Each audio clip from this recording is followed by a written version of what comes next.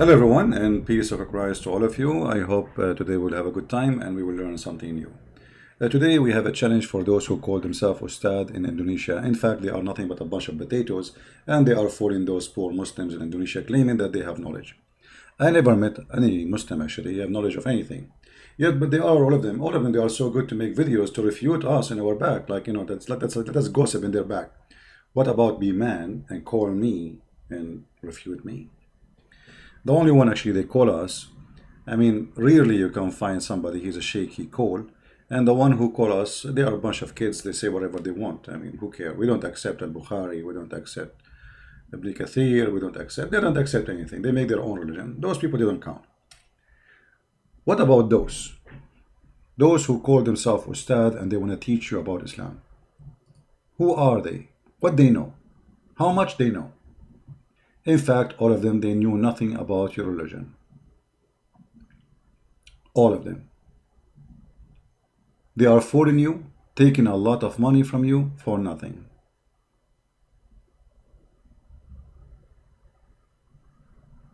Today's challenge to the Muslims, especially those who claim to be cleric in Indonesia, is very simple.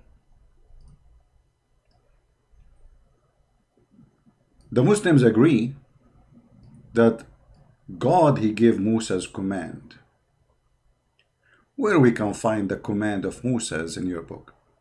You know, your book is scattered, and when you talk about Moses, you find yourself all over the place.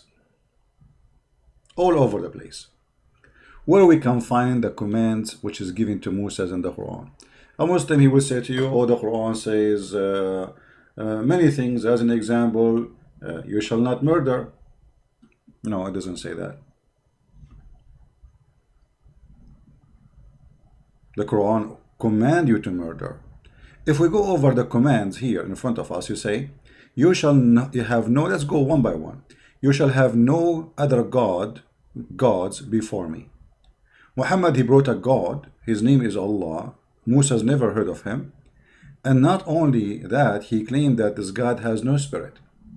Which means when a Muslim, they say Allah is the same God of Moses. Well, if he is the same God of Moses, then from the first book, in the book of Genesis, it says God, he created the earth and the heaven, and his spirit was in the top of the water. His spirit. So God have a spirit. The God of Islam has no spirit. So the first thing we learn from the 10 Commandments, that Muhammad, he broke the first commandment. He brought a God is not exist in the Bible. God who has no spirit. So he cannot be the same God. Secondly, the commands of God in the Bible says you shall not make idols. You Muslim, you pray in the direction of cube, which is nothing but a small room, claiming that this is the house of God and it's holy. In the same time, your prophet, he kisses stones in the shape of a private part of a woman. And not only that, he claimed that this stone is going to erase your sin. We will go to this part back after we go over the 10th commandment. You shall not take the name of the Lord your God in vain. The Quran allow you to take and use the name of God in vain. Inna Allah la yu'akhidukum. You know, Allah will not take you accountable for your false oath. Remember the Sabbath day to keep holy. Muhammad, he don't care for the Sabbath. What happened to the Sabbath? It's gone. Even you Muslims, even on Friday, you work. You know, you work, you do all kinds of things. And there's not even a single verse in the Quran saying this is the day which is equal to the Sabbath for the Muslims. All what the Quran says in a Friday, when they are called for a prayer, come. Why? Because Muhammad at that time used to observe Sabbath actually, and Muslims, they are busy doing shopping before the stores close, for Sabbath is coming by afternoon. Remember, Sabbath start by sunset, not by the second day as today, you know, we go by the 24 hours method. Honor your father and your mother. Muhammad did not honor his father, neither his mother. Actually, Muhammad, he says, my father and your father in hellfire. And not only that, he called those who they are not believing in his God, najis. So Muhammad, he called his mother and his father filthy. You shall not murder. Muhammad, he killed many people, including women and children. As an example, a woman, he cut her 2 pieces alive. Her name is Qurfa, and she is over the age of 40, by tying her legs into 2 camels. You shall not commit adultery. Muhammad, he found having sex with his maids in the bed of his wife, and his wife Hafsa, she said to him, في بيتي وعلى سريري, in my house and in my bed, you filthy Muhammad. You shall not steal. Muhammad was accused in the Quran of stealing even clothing.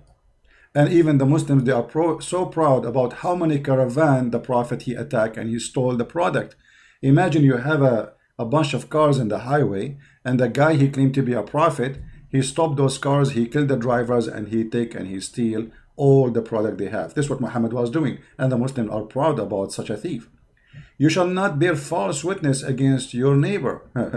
Muhammad, he bear false witness as much as he want. Actually, he taught his men, as an example, when he killed Ka'b ibn al-Ashraf, he said, one of his men, he said to him, I'm going to lie to him in order to kill him. He said, do it, okay, no problem. So the guy, he go to the house of the old man who is very old, claiming that he is coming in a friendship. When he entered the house, he put his sword inside his chest and he killed him. And what this guy he did, he was opposing Muhammad as a prophet. That's all. He did not take a sword. He did not kill anyone. He did not kill a Muslim. He did not kill a Muslim. You, Muhammad, did everything against the book. You shall not covet. Muhammad, not only he took the neighbor house, Muhammad, he took his own son, wife, and he went to her house and he flirted with the wife when the husband was not there. And then after that, he took her to his bed and he slept with her without even getting married. When she said to him, who is your witnesses? He said, Allah and Jibreel. So what we learn from this? That Muhammad, he broke all the commands of God. So how he can be a prophet of God? But now we are going to focus on something, one thing at a time, for the Muhammadans, so they can do, already they are confused, already they are weak. This is a religion of weak. We will focus on this one. You shall not make idols. You Muslims kiss the black stone, and we ask you why you kiss the black stone. You say because it's coming from heaven. This is what the pagans do. Pagan, they believe that stones present God. Actually, most of pagan, they don't believe that stones are God as much. This is a stone will give them the power of God, and this is exactly what you Muhammadan do. If we go and review what Muhammad he did and what Muhammad he teach about the black stone, we will find that you are a pure pagan people. Ibn Abbas said that he used to kiss the black stone. In different hadith it says that Muhammad, he used to kiss the black stone and he cried and he said to Umar, here the tears of sorrow will come, and he used to cry in the front of the black stone. Umar, he got Muhammad busted. He said to Muhammad, he said to the Muslims, well, I know that you are a useless stone, and you are useless, you are harmless, neither there is no use of you and there is no harm, there is no benefit if you read the hadith. And this is coming from Bukhari. But then why Muhammad then he kiss it if there is no benefit from it? It doesn't make sense. In different hadith, Muhammad he claimed that if you touch the black stone in the Yemeni corner, by doing that, that erase your sin. And as you see, this is not a da'if hadith. He said, I heard the Prophet, the messenger, saying, touching them erase sin. And I had him say, whoever circumambulate 7 times, it's like freeing a slave. So now Muhammad, you don't need to free slaves. Oh, just go around the Kaaba 7 times, and that's it. Free the slave. That's it. Keep your slave at home as a slave. So Muhammad, when he starts saying free a slave, people start complaining, and he himself, he cannot do that. So he said, oh, you know what? Forget about it. Just go around the Kaaba 7 times. Forget about the slave. It's as if you free a slave. But the important here, you see the pagan Muhammad saying, touching them erases sin. I challenge those Muslim ustad to tell us how touching stones will erase your sin.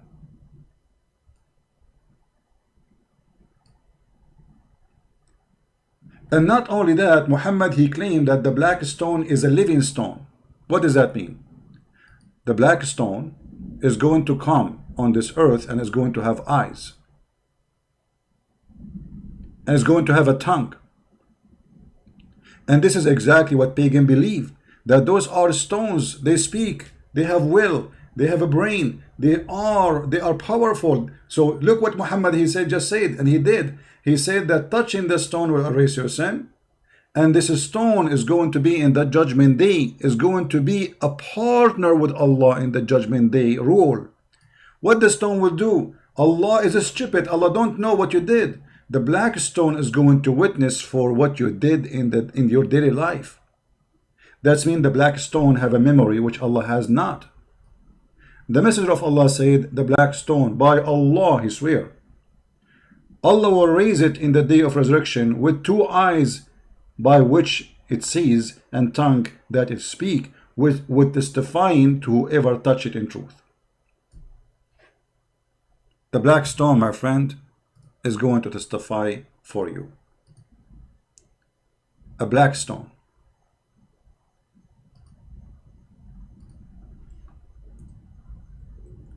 So how you Muslims, or Muhammadan, it's better to call you Muhammadan actually, because what Muslim mean?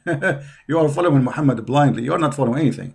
You worship Muhammad. Muhammad is God for you, and Allah is the puppet of Muhammad, and all of us, we knew that this is the story.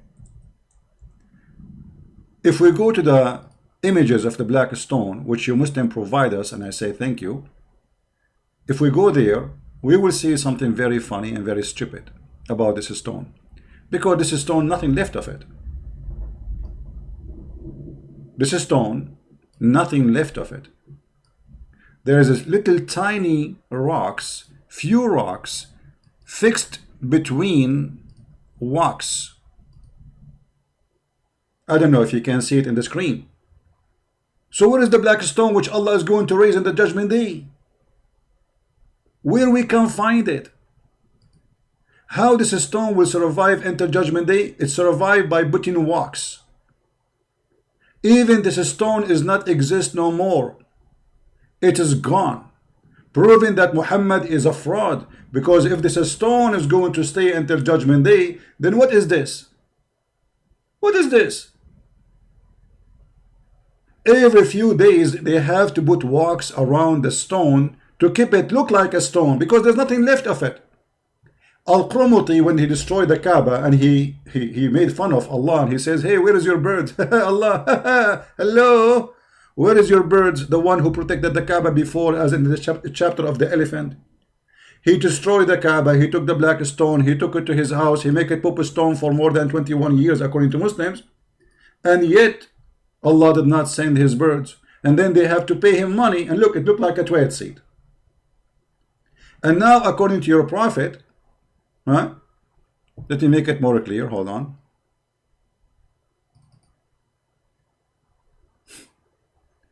According to your prophet, this black stone is going to come in the judgment day.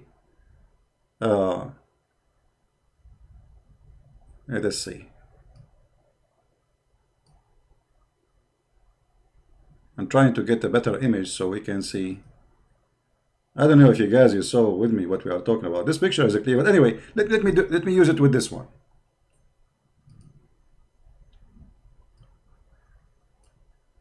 The picture is in the shape of a woman's private part, and all of us, we knew that. And you do not need to be a genius to notice this.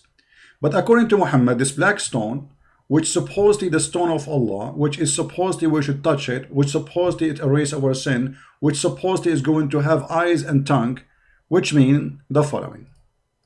This stone, my friend, in the judgment day is going to be in a very weird look.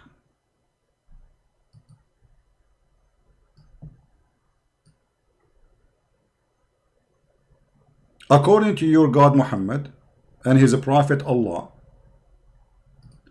the black stone is going to have two sexy eyes,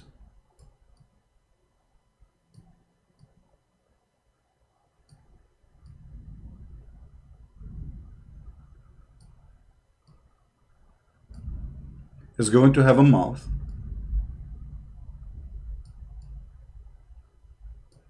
and don't forget that this mouth is going to have a tongue.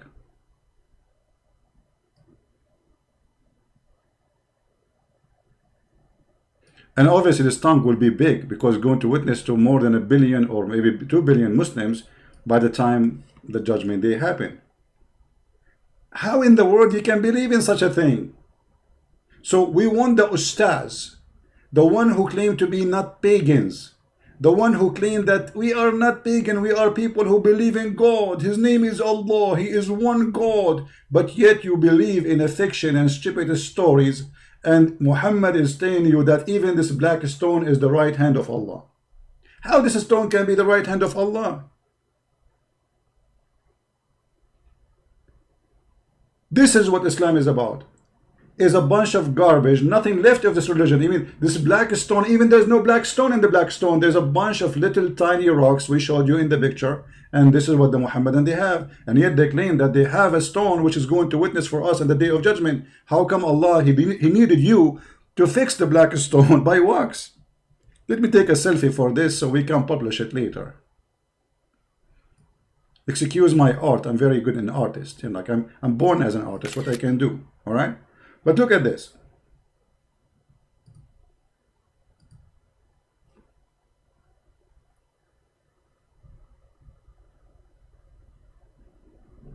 I mean, a human being sometimes is crazy.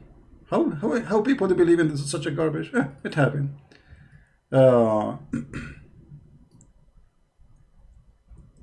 There's tons of video in YouTube showing you live on videos how they fix the black stone every few days. By doing what? By putting a very expensive wax mixed with amber, musk.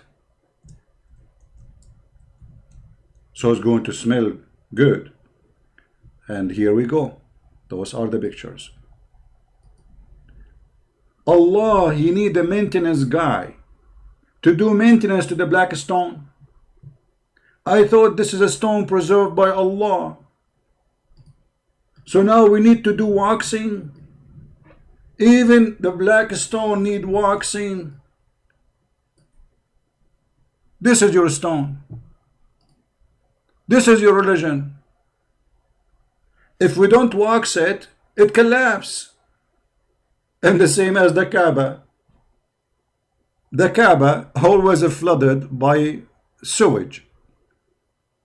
Let us show you, so people will not say we are making things up.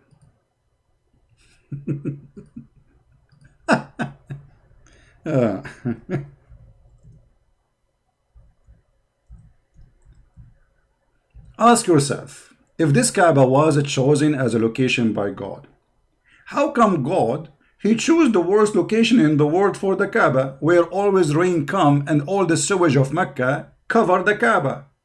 And look, it looked like a pizza, what it's called, pizza tower in Italy. They fix it. This is an old picture, you know. Then they start adding cement, thanks to the American, you know, come with concrete and all those stuff. Otherwise, this Kaaba was a piece of garbage. But look at this. Allah, he chose the location. The location is the worst place in Mecca.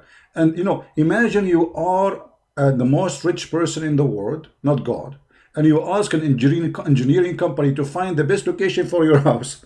And then after a few weeks, your house is flooded by water and sewage. This is the house of God. Let us assume that Allah, he made a mistake and he put the sewage house there, I mean the Kaaba. Can't Allah, he make a miracle and he lift up the ground up so the sewage will not cover it? I mean, come on, just lift it 3 meters up. Can't Allah do that? No, he cannot. He's a potato. This is the house of God. If you like to learn how to swim, I can take you there. Look at the dirty, filthy water. Look at the color of the water. This is what Islam is about. So we are going to wait for the ustaz if they dare ever to answer what we are saying. If you are already worshipping one God, his name is Allah, why you are attached to stones? The stone going to have a tongue. Stone is going to speak. The stone is going to fart. The stone have eyes and tongue and lips. And the stone will erase your sin, as we showed you. What kind of religion this religion is? Since when stones erase sin? And since when God, he have a house is covered by mud and sewage? And since when we cry in front of stones and they erase our sin if we touch them? And since when we need to pray in the direction of a Kaaba, but yet we believe that Allah is in the sky? And since when we can even pray in the, you know, by the way, Indonesian, they were praying all those years to Africa. If you go in the news, you will find, where is Allah? Where was Allah when the Indonesian were praying to the direction of Africa? Let me find you the news. For more than 1,000 years,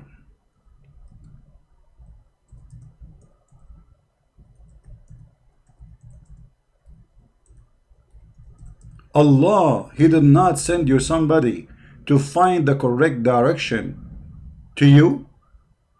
This is in the year 2010. Until then, 2010, not long time ago, just 10 years ago, you Indonesian Muslim, you were praying in the direction, in the wrong direction, praying in the direction of Africa, Somalia.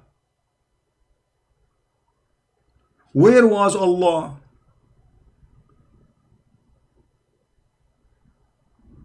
Do you see it? This just 10 years ago, imagine how many 100 million Indonesian, they pray all those 1,000 years. Praying to what? To Somalia.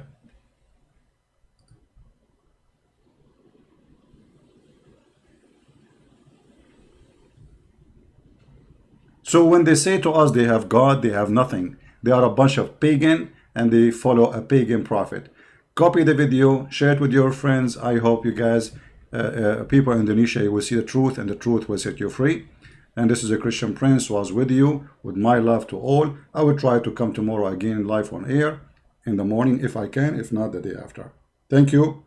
And we are going to wait for the Ustaz to answer our challenge, if they dare to answer. But you know them, bunch of potatoes. They make videos in my back, but nobody dare really even to refute what we say.